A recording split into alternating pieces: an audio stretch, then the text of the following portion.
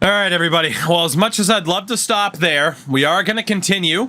We're going to see what happens in the playoffs. We're going to go through free agency.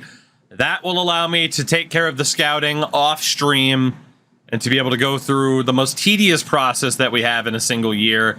We'll be able to come back tomorrow night and start off hot with the draft. So let's see what happens to the rest of the playoffs. We might still have award winners, and free agency will be there as well. Let's see what happened. As the Chiefs beat the Titans, the Dolphins, led by Kurt Slater, advance to the divisional round, and the Jets knock out the Texans. So it is Ravens, Dolphins, Chiefs, and Jets. On the other side of... oh my God, excuse me.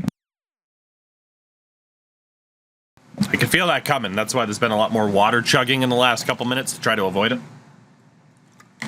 It didn't work. The Eagles knock out our friends in the Rams. And the Washington football team knock out the Falcons. Hate it here. Hate it here. So you have Panthers, Eagles, Lions, and Commanders.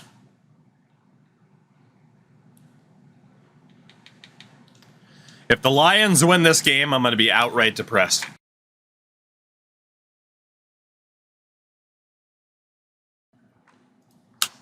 What do we got? We could have beaten the Panthers. The Ravens knock out the Dolphins while the Jets eliminate the Chiefs. The Eagles upset the Panthers. And the Lions. The Lions beat the Commanders. If the Eagles can beat the Panthers, we could have as well. We could have. Emotional damage. Emotional damage indeed. Who's going to Super Bowl 63? It's time to find out. And the answer, it's a battle of the birds. The Ravens and the Eagles. If the Eagles could have made it, then damn it, I believe we could have too, even if they have Jalen Hurts. As the, 1 point knocks out the Jets. The Eagles handled the Lions. Eagles and Ravens. Super Bowl 63. We'll see how that plays out. Before that, though, fingers crossed for an award winner. We want to see upgrade players here. Might we have another award winner? Here we go. The yearly awards. We have $126 million in cap space projected, by the way. League MVP is Dak Prescott. But Dennis Payne finishes 9th as a rookie. Your coach of the year, Seth Henry in Carolina. AFC Offensive Player of the Year, Lamar Jackson. The Defensive Player of the Year, Jeff Simmons. Top rookie, Jay Wagner. I think he was a tight end, wasn't he? For the Titans. And the top defensive rookie was Chris Marshall, who, again, we identified as a great player, but we couldn't end up with him. So, no surprise, he was, in fact, that good. Not worried about the other awards, who cares? Offensive Player of the Year in the NFC is Deebo Samuel. Defensive Player of the Year, former #1 overall pick, Timmy Skandrick, who you will be reminded that the Vikings ended up with because we traded away that #1 overall pick. We traded down. Chest Williams finishes in 2nd. Here come the big ones. If Chest won that award, he would have gone superstar. But if a certain young quarterback wins Offensive Rookie of the Year, Chest would have gone X Factor, and so does this man.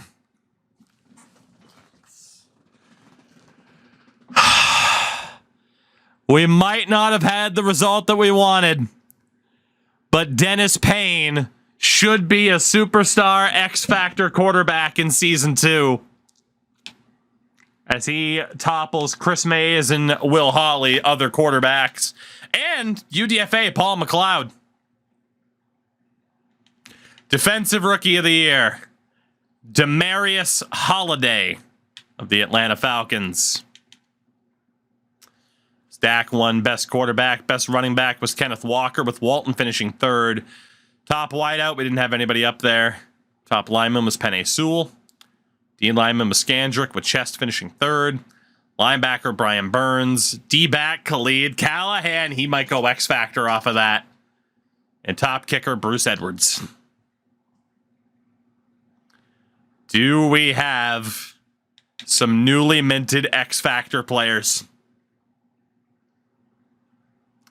Dennis Payne. Show me the money, Dennis. Show me the money.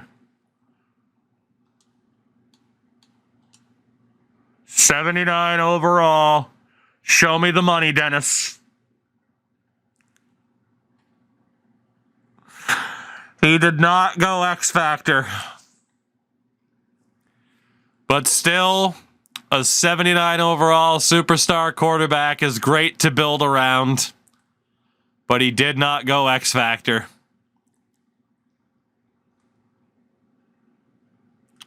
We also might have trouble signing him in the future. So close. So close.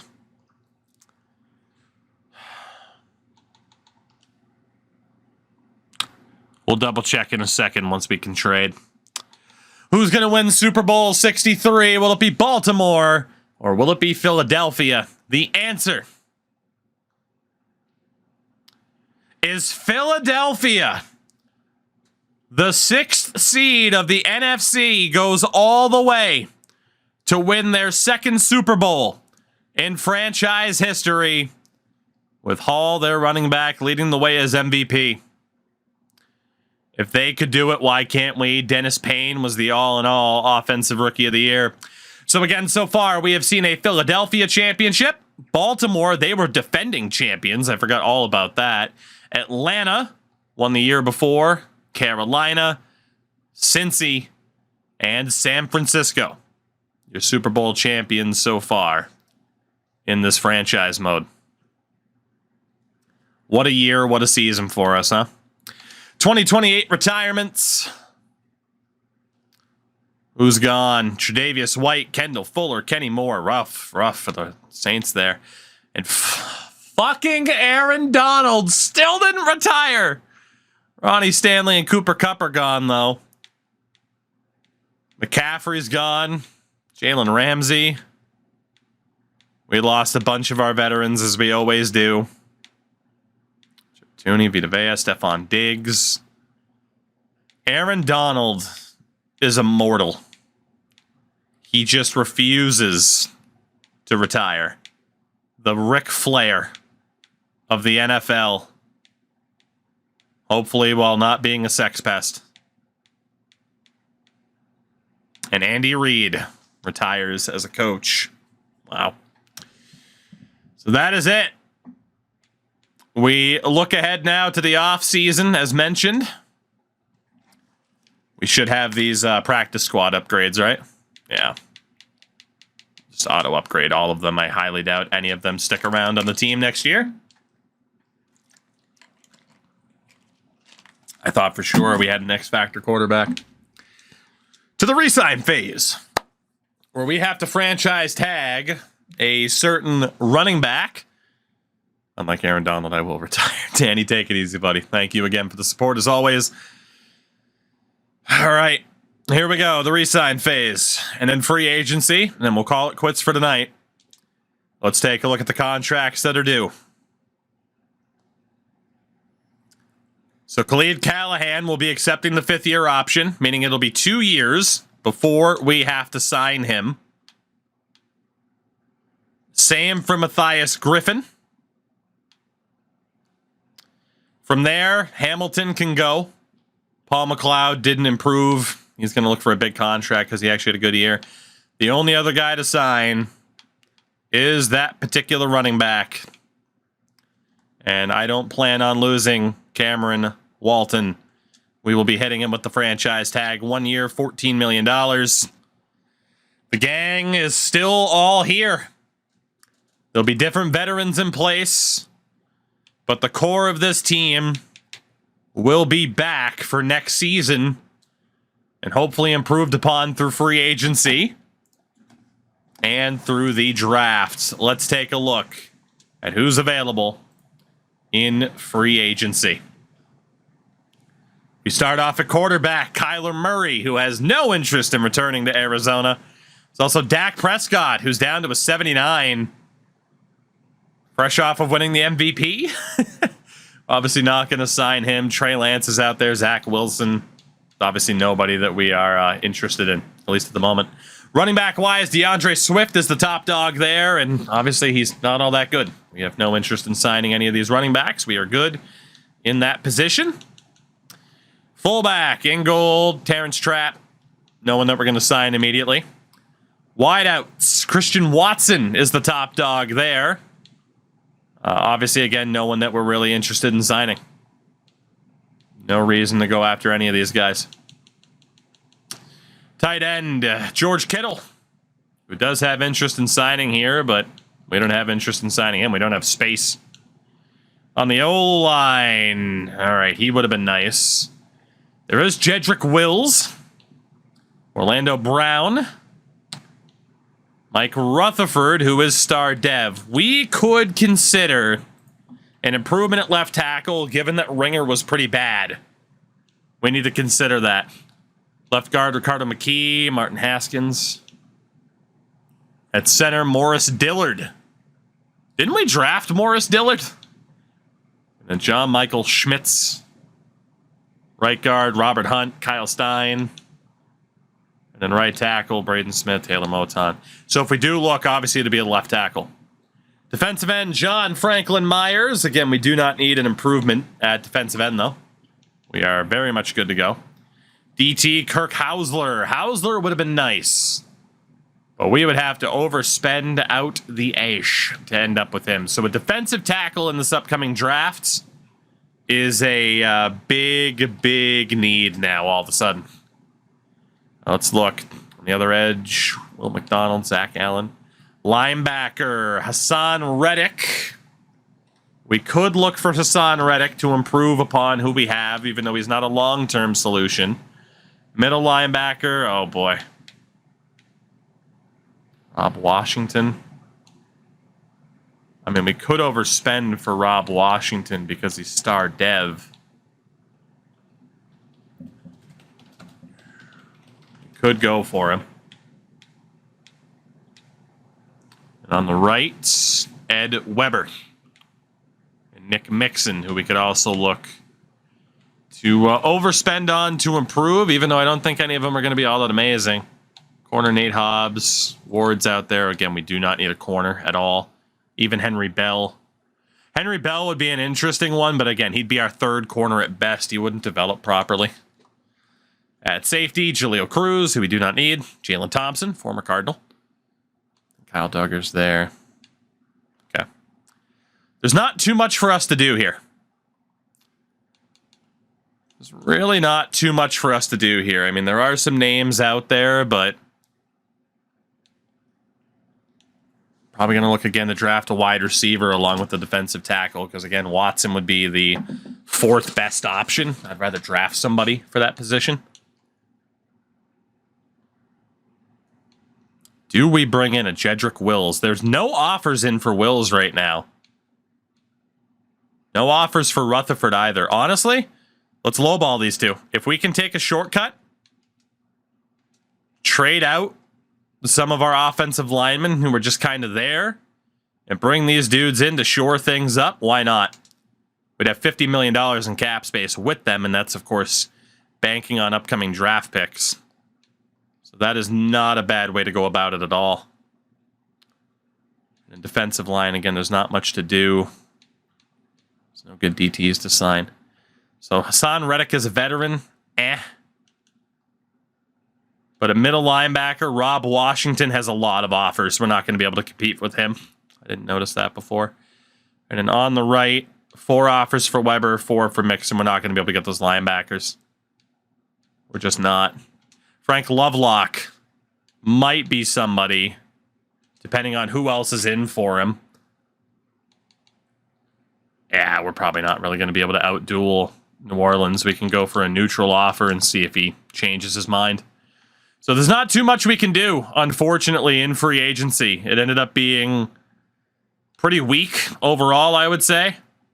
And particularly weak for those that we're targeting. So we're going to try to improve the O-line and maybe snag a linebacker here. That's all we can do. Both O-linemen are still there and now have serious offers from other teams.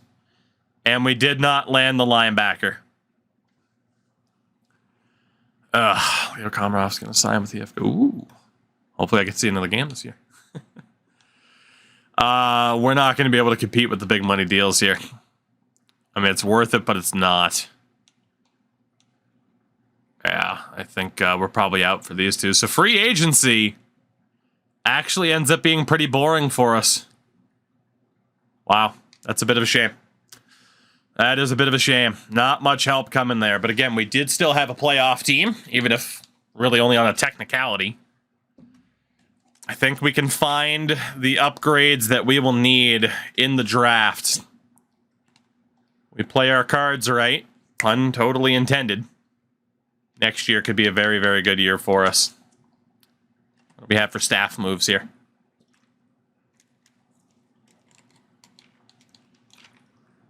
Eric Aguilar replaces Andy Reid. It's just a lot of nameless dudes, basically. Not, which is fair enough. So we will continue on, and by doing that, I mean we'll continue on by hitting the wrong button.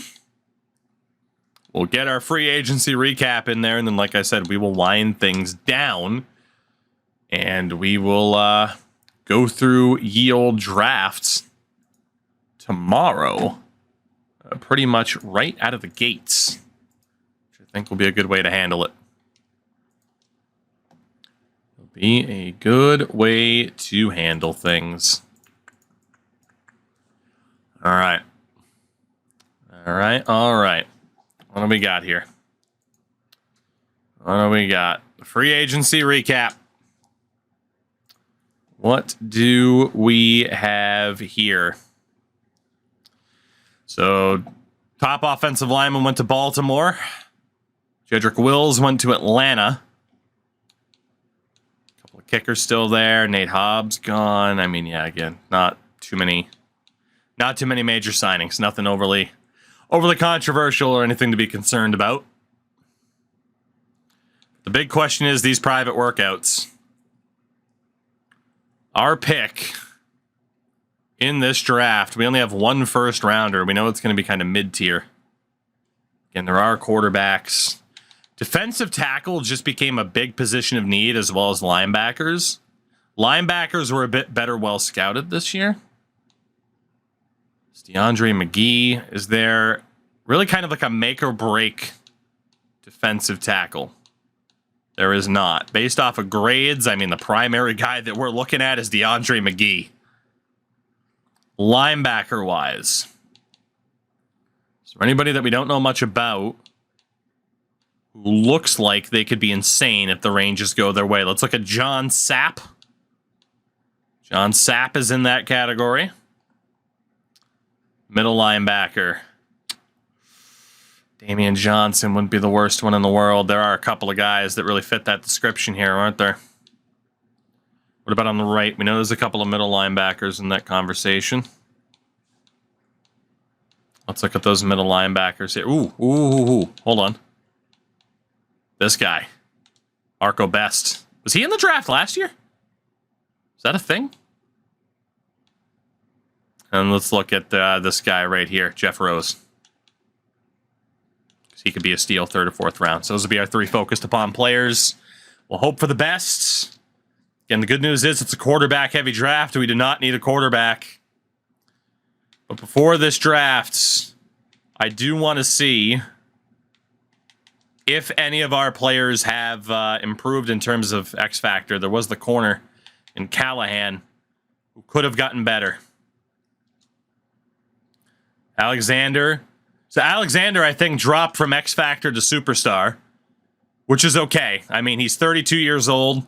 He's got 1 year left on his deal, but he's still the second best corner in the league.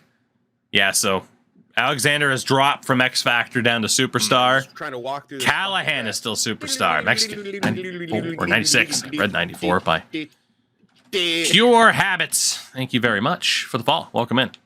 Walton still a Superstar. Williams still an X Factor.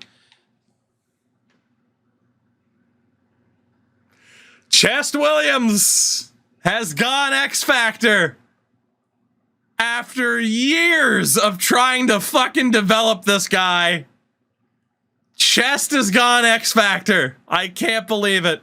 He gets momentum shifts, which is okay. It's not the best X Factor that you'd want, to be honest.